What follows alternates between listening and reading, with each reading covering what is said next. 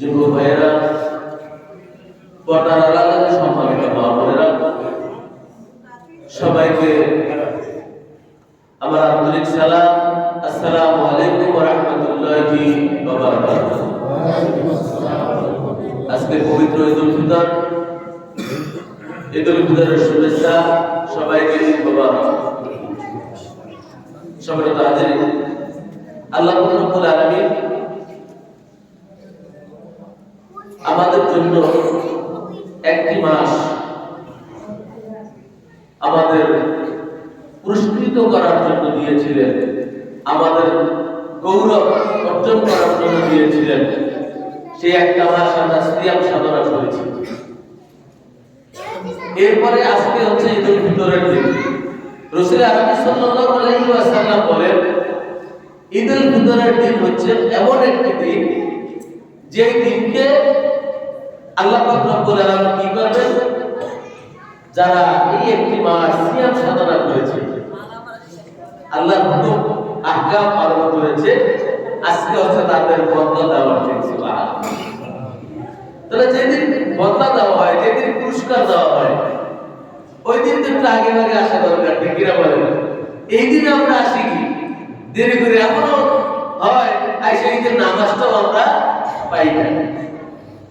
তাহলে আমরা দুনিয়ার প্রতি কতটা আকৃষ্ট হয়ে গেছি, দুনিয়ার মোহে আমরা কতটা আকৃষ্ট হয়ে গেছি চিন্তা করি ভাই। একটা লোক যদি চাকরি করে, ওই ব্যক্তিকে যেই দিন বোনাস দেয়, ওই দিনকে সে আগে যায় না পরে যায়? আগেই যায়। কারণ ওই দিন কর্মকর্তা নির্ধারণ করে, যে ব্যক্তি দেরি করে আসলো সে ডিউটিতেও কি করে, ফাঁকি দেয়। ঠিক না বলে? ওইটা প্রমাণ করে। এই জন্য কি করে, যে ব্যক্তি ডিউটিতে ফাঁকি দেয়, ওই ব্যক্তিও কি করে, আগে ভাগে এসে ওই দিন হাজির হয়। কিন্তু আমরা এত উদাসীন হয়ে গেছি। আমার সৃষ্টিকর্তা, আমার মালিক, আমার রব ঘোষণা দিয়েছে, আজকে তোমাকে বদলা দেওয়া হবে, আজকে তোমাকে পুরস্কৃত করা হবে, অথচ আজকের দিনকে এমন চলে যায় আগে নামাজটাও আমি পাই না। ধিক্কার জানানো দরকার। অথচ বড় গলায় আমরা এখানে সে তর্ক বিতর্ক করি। লজ্জা পাওয়া দরকার। আমার মাথা থেকে রুমাল দিয়ে মাথা থেকে বাড়িতে ফেলা দরকার। লজ্জা বোধটাও আমাদের নষ্ট হয়ে গেছে। আমার ভাইরা, কাজে অনুরোধ করবো, আল্লাহর হুকুম পালন করার ব্যাপারে একটু যত্নশীল করি। সম্মানিত ভাইরা, ঈদের দিন আমাদের কিছু নিয়ম আহকাম রয়েছে, কিছু নিয়ম কানুন আমাদের রয়েছে। এজন্য আমি কোরআন এবং সুন্নাহর আলোকে আমি 10টা পয়েন্ট ঈদের দিনের করণীয় কি, এ ব্যাপারে আমি সংক্ষেপে কয়েকটা কথা আমি আপনাদের সামনে পেশ করব। সম্মানিত ভাইরা, আজকে আমরা আসছি এই ঈদটা কাদের জন্য?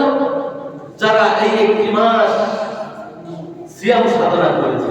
বোনাসটা কাদের জন্য ভাইরা?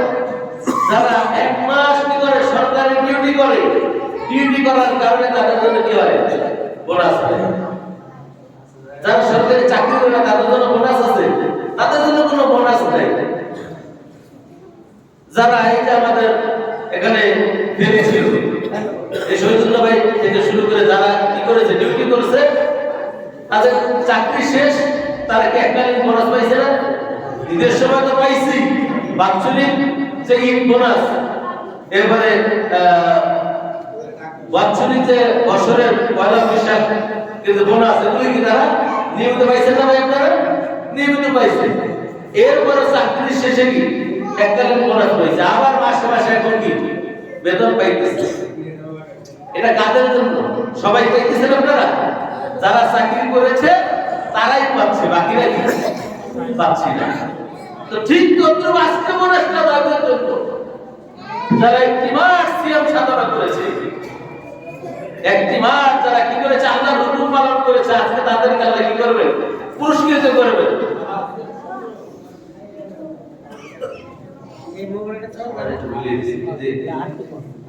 তো সম্মানিত ভাইরা, তাহলে রাসূল আকরাম সাল্লাল্লাহু আলাইহি ওয়াসাল্লাম ইরশাদ করে আল্লাহ পাক রব্বুল আলামিন আজকে ঈদগাহে যারা উপস্থিত, আল্লাহ রাব্বুল আলামিন আরশের ফেরেশতাদেরকে নিয়ে উপস্থিত করে তাদেরকে বলে, ও আমার ফেরেশতারা, আমার এত লোক, আমার এত বান্দারা কেন একত্রিত হয়েছে, কারণ কি? আল্লাহ কি জানে না? আল্লাহ জানে না? অবশ্যই জানে। এরপরে আল্লাহ কি করেন? ফেরেশতাদেরকে ডাকতে বলে, আমার ফেরেশতারা, এই জমিনের বুকে আমার এত উম্মতরা কেন হাজির হয়ে গেল? ফেরেশতারা রব্বুল আলামিন তারা একটি মাস আপনার হুকুম পালন করেছে, সিয়াম সাধনা করেছে, আপনার হাবিব বলেছে আজকে তাদের মর্যাদা দেওয়ার দিন, আজকে তাদের পুরস্কার পাওয়ার দিন। আয় আল্লাহ, এই আশায় তারা একে অপরের সাথে মিলিত হয়েছে, এই উপলক্ষে, এই উপলক্ষে, এই উসিলায়, এই আশায় তারা ঈদগাহ ময়দানে হাজির হয়ে গিয়েছে। আল্লাহ রাব্বুল আলামিন বলেন, ও আমার ফেরেশতারা, তোমরা সাক্ষী থাকো, আমার যে বান্দারা আমার হাবিবের কথা অনুযায়ী আজকে তারা ঈদগাহ ময়দানে চলে এসেছে, আমি তাদের পিছনের জিন্দেগীর গুনাহগুলি মাফ করে দিলাম।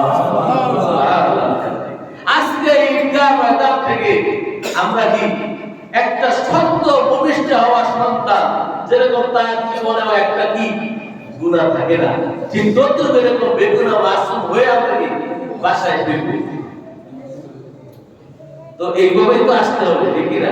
কারণ আমি যদি ফাঁকি দিই আসার ক্ষেত্রে, তাহলে কি পুরস্কারের ক্ষেত্রে এরকম ফাঁকি আল্লাহ দিতে পারে না? পারে কি না? আল্লাহ বলে, মাকারু মাকারাল্লাহ ওয়াল্লাহু খায়রুল মাকিরিন। ও দুনিয়ার মানুষের, আজকে তো আমরা চালাক, আমরা অনেক চালাক না? অনেক চালাক আমরা। ইমাম সাহেব যখন তাকবীর দেবে নামাজের জন্য, তখন গিয়ে জামাতের শামিল হয়ে যাবে। আমরা যারা চালাক, আল্লাহ বলে, ও দুনিয়ার মানুষ, তোমরা যতই চালাক, তার চাইতে বেশি চালাক কি আমি আল্লাহ। অবাকারু মাকারাল্লাহ, তোমরা যতই কৌশল করো, সকল কৌশলের প্রকৌশলী আমি আল্লাহ। সুবহানাল্লাহ।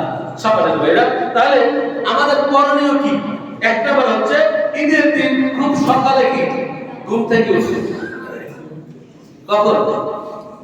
সূর্যটার আগে না পরে?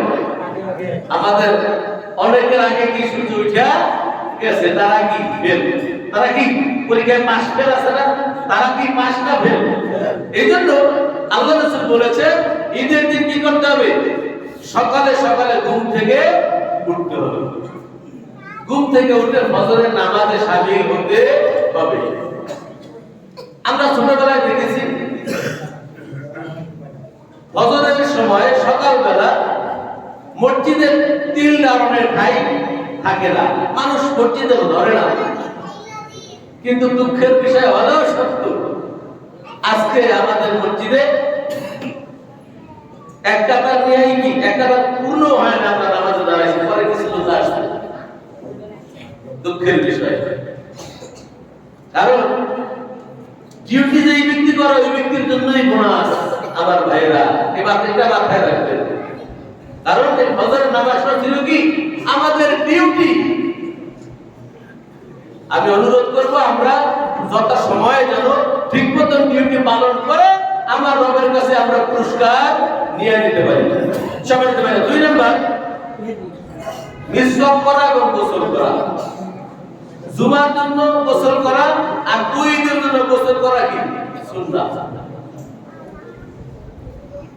একটা হাদিস আছে, যদিও দুর্বল, বলা হয়েছে যদি কোনো ব্যক্তি ঈদগাহে যাওয়ার জন্য গোসল করে, ঈদগাহে যাওয়ার জন্য গোসল করে, গোসল করার কারণে ওনার শরীর থেকে যেই ফোঁটাগুলি ধরে ওইভাবে তার গুনাহগুলোও কি চলে যায়। তাহলে তো প্রস্তুতির বিষয় আছে না?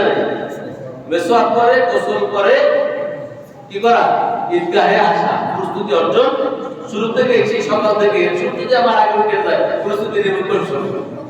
তখন দেখা যায় কি নিজের যত ধুয়ে একটা নিজের ডাবাই দিয়েছে আর একটা স্ত্রী ডাবাই দিয়ে দৌড়ছে, কারণ জামা তো ধরা যায়, অথচ উঠতে হবে আরো খুব সকালে। এরপরে হচ্ছে 3 নাম্বার হচ্ছে উত্তম কাপড় পরা। নতুন কাপড় পরতে হবে তাই না, আমাদের সামর্থ্য অনুযায়ী যে পোশাক আছে এটা কি পরিষ্কার পরিচ্ছন্ন করে উত্তম পোশাকটা পরে কি ঈদগাহ ময়দানে হাজির হওয়া। এরপর হচ্ছে ঈদের আগে মিষ্টি মুখ করা। রোজার ঈদে জামাতের আগে মিষ্টি মুখ করে আসা কি সুন্দর, আর কোরবানির ঈদে নামাজ পড়ার পরে মিষ্টি মুখ করা সুন্দর। ছেলেটা কি আমরা মাথায় রাখবো ইনশাআল্লাহ। ঈদুল ফিতরে নামাজের আগে মিষ্টি মুখ করা সুন্নাত, আর ঈদুল আজহায় নামাজ পড়ার পরে মিষ্টি মুখ করা সুন্নাত। এরপরে ৫ নম্বর হচ্ছে নামাজের আগেই ফিতর আদায় করা। আমাদের ফিতর আশা করি বাকি নাই, ইনশাআল্লাহ দেওয়া হয়ে গিয়েছে, এটা সুন্নাত। ঈদের নামাজে আসার আগেই ফিতর পরিশোধ করা। কেননা এই ফিতরাতে কি করে আমার গরিব ভাই গরিব বোন এরা কি করে ঈদের দিন কেনাকাটা করবে, এরা কাপড় চোপড় কিনবে, এজন্য কি ঈদের আগেই কি এটা তাদের অধিকার, এই অধিকারটা তাদের হাতে পৌঁছে দিতে হবে ঈদের নামাজের আগে। যারা করতে পারে নাই আমরা এখন থেকে সিদ্ধান্ত নিয়ে নেব ইনশাআল্লাহ। ৬ নাম্বার হচ্ছে রাস্তার ডান পাশ দিয়া ঈদগাহে আসা। কোন দিক দিয়ে আসা? রাস্তা দুইটা থাকে, ডান দিকে রাস্তা দিয়ে আসবো, আবার বাম দিকে রাস্তা দিয়ে বাড়িতে যাবো। আর যদি একটা থাকে তাহলে ডান পাশ দিয়ে যাবো, আবার বাসায় ফেরার সময় ঘুরে যাবো, তো ওই পাশে আবার কি হয় ডান হয়ে যায়। এর কারণ কি? এখানে হিকমত হলো বেশি রাস্তা দিয়ে আপনি ঘুরে আসার কারণে বেশি লোকের সাথে সাক্ষাৎ করবেন, বেশি লোকের সাথে সাক্ষাৎ হওয়ার কারণে তাদের সাথে কি কুশল বিনিময় হবে, তাদের সাথে মুআমালাত মুআশারাত হবে, মহব্বত বাড়বে। তাহলে ঈদটা মানে কি? মহব্বত বাড়া। ঈদের দিন মানে কি? একজন আরেকজনের সাথে মহব্বত তৈরি করা। সবাই তো ভাইরা নামাজে দাঁড়িয়ে যাব, এখনো যারা দূর দূরান্তে আছেন অতি তাড়াতাড়ি চলে আসেন। সবাই হয়ে গিয়েছে, আমরা দাঁড়িয়ে যাব, অতি তাড়াতাড়ি চলে আসেন। তো সম্মানিত ভাইরা, আমি শুধু এই 10টা পয়েন্ট সংক্ষেপে বলে শেষ করে দিচ্ছি। ৬ নম্বর হচ্ছে পায়ে হেঁটে আসা। পায়ে হেঁটে আসা, গাড়ি আছে তাদের গাড়ি নিয়ে আসে, কারণ গাড়িতে আসলে তো লোকের সাথে কি সাক্ষাৎ হয় না, মহব্বত পায় না। কিন্তু পায়ে হেঁটে আসা, বেশি লোকের সাথে সাক্ষাৎ হবে, বেশি লোকের সাথে মহব্বত তৈরি হবে। এরপরে ৮ নম্বর হচ্ছে পথে তাকবীর বলা। ঈদের নামাজে যখন আমরা আসবো উচ্চস্বরে তাকবীর বলতে বলতে আসা। আল্লাহু আকবার, আল্লাহু আকবার, সবাই বলি আল্লাহু আকবার, আল্লাহু আকবার, লা ইলাহা ইল্লাল্লাহ, আল্লাহু আকবার, আল্লাহু আকবার, ওয়ালিল্লাহিল হামদ। আল্লাহু আকবার, আল্লাহু আকবার, লা ইলাহা ইল্লাল্লাহ, আল্লাহু আকবার, আল্লাহু আকবার, ওয়ালিল্লাহিল হামদ। ভাই দুই তলায় আমাদের জায়নামাজ দেওয়া আছে, দুই তলায় কার্পেট বিছানো আছে, আমরা পিছনে জায়গা না হলে 2 তলায় চলে যাবো ইনশাআল্লাহ। রাস্তা বন্ধ করো না, রাস্তা বন্ধ করো না, রাস্তায় গেলেও এই বারান্দায় কেউ বসবেন না, ওইখানে রাস্তা রাখবেন, সবাই ভিতরে চলে আসেন এবং উপরে চলে যাবেন। ওই বারান্দা ওই রুমে কেউ দাঁড়াবেন না। 9 নম্বর হচ্ছে সাধারণ দান সৎকা করা। সাধারণ, আজকে ঈদের দিন অনেক লোক থাকে আশায়, অনেক কি আশায় থাকে। আপনাকে আমাকে কে দিয়েছে? আল্লাহ দিয়েছে। অনেক লোকের কি আল্লাহ তৌফিক দেয় নাই, তাকে কি করা? সহযোগিতা করা। এই জন্য ঈদগাহে আমরা আসবো, কিছু পয়সা নিয়ে আসবো, যাতে করে আমরা কি করতে পারি, কিছু লোকের হাতে দিতে পারি। আপনি দিবেন হাত খুলে, আল্লাহ দিবেন কি আপনার পকেট ভরে ইনশাআল্লাহ। 10 নম্বর হচ্ছে শুভেচ্ছা বিনিময় করা। একে অপরের সাথে কি করা? শুভেচ্ছা বিনিময় করা। সাহাবারা একে অপরের সাথে যখন সাক্ষাৎ হতো তখন তারা বলতো তাকাব্বালাল্লাহু মিন্না ওয়া মিনকুম, তাকাব্বালাল্লাহু মিন্না ওয়া মিনকুম। এই বলে তারা একে অপরকে সম্বোধন জানাতো। আমরা বাংলায় বলি ঈদ মোবারক। কি বলি? ঈদ মোবারক। তাহলে এটা সম্বোধন জানানো এবং কি মুআনাকা করা। মুসাফাহা আর মুআনাকা। মুসাফাহা কি মুআনাকা করা। আল্লাহ নবী বলেন, যদি কোনো ব্যক্তি আল্লাহর সন্তুষ্টির জন্য এক ভাই আরেক ভাইয়ের সাথে মুসাফাহা করে, এই দুইটা হাত যখন মিলিত হয়, এই হাতটা যখন মিলিত হওয়ার আগেই আল্লাহ কি করেন? তার জীবনের গুনাহগুলো মাফ করে দেন। সুবহানাল্লাহ। কবিরা গুনাহগুলো আল্লাহ কি করে? মাফ করে দেয়। আর কবিরা গুনাহ থেকে যদি সে পরহেজ থাকে, বিরাশি কোনো মুমিন তো কবিরা গুনাহ করতেই পারে না, করলে তো সাথে সাথে তওবা করে দেয়। এরপরে ওই ব্যক্তি তওবা করে দেয়, ওই ব্যক্তি হয়ে যায় ইসলাম নাসিব হয়ে যায়। তাহলে এটা কি শুধু আজকের জন্য ভাই? এটা আজকে আমাদের শিক্ষা, কিন্তু এই শিক্ষা আমরা বাস্তবায়ন করবো। রাসূল আরবি সাল্লাল্লাহু আলাইহি ওয়াসাল্লাম বলেন কুল্লু মুসলিমুন কারাজুলুন ওয়াহিদুন, তামাম পৃথিবীর মানুষ একটা দেহের সমান। সারা পৃথিবীর মুসলমানরা কি একটা দেহের সমান? কোন মুসলমান যদি তার মাথায় আঘাত পায়, তার পুরা বডি আঘাতপ্রাপ্ত হয়, পুরা বডি ব্যথা পায়। ঠিক না বলেন? মাথায় আঘাত পাইলে কি শরীরে ব্যথা লাগে না? পুরো শরীরে ব্যথা লাগে না, শুধু মাথায় ব্যথা পায়? পুরো শরীরে ব্যথা পায় তো? আল্লাহ নবী বলেন ঠিক তদ্রুপ কোন মুসলমানের কোন প্রান্তে যদি কোন মুসলমান ভাই আঘাতপ্রাপ্ত হয়, ওই ব্যথা তার অন্তরে গিয়া লাগে।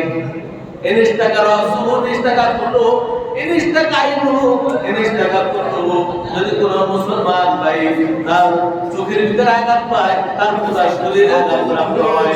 ঠিক তদ্রুপ সারা পৃথিবীর কোন প্রান্তে যদি কোন মুসলমান আঘাতপ্রাপ্ত হয়, সেই ব্যথা তার অন্তরে লাগবে। এখন চিন্তা করি, এই ব্যথা কি আমাদের অন্তরে লাগে কিনা? আমার এক ভাই আঘাতপ্রাপ্ত হলে এই ব্যথা আমার অন্তরে লাগে? লাগে?